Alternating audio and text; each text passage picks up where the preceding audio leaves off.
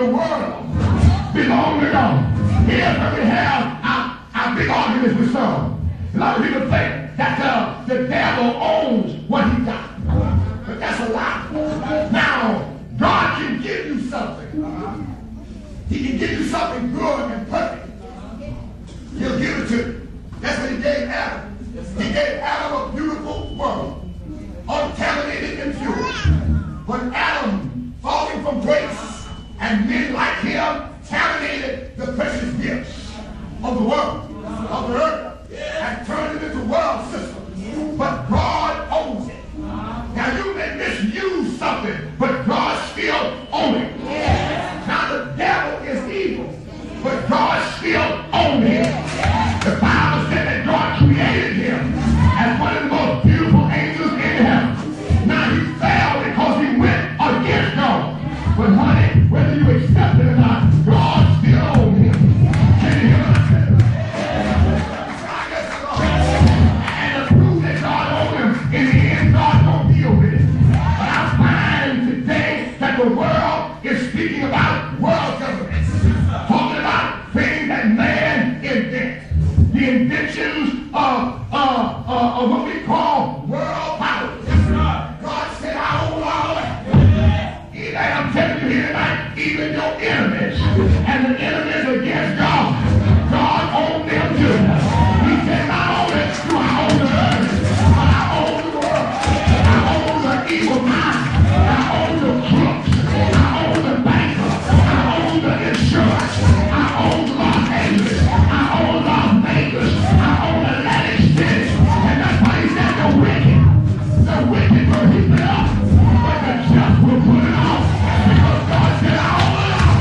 And I'll take it from one and give it to another. And you clap your hands and say, oh, it all is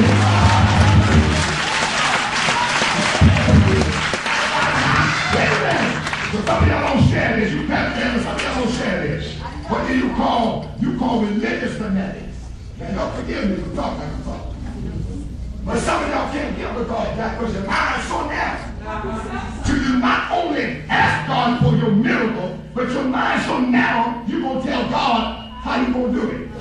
And if God don't do it a certain way your mind says it's going to be done, you reject it. Yes, sir. But when you pray for God and work a miracle in your life, you're supposed to say, Lord, in your way. But God got ways. He can take your worstest enemy and make him support you. Get ready to move. Come on, clap your hands and say, Lord, all the glory.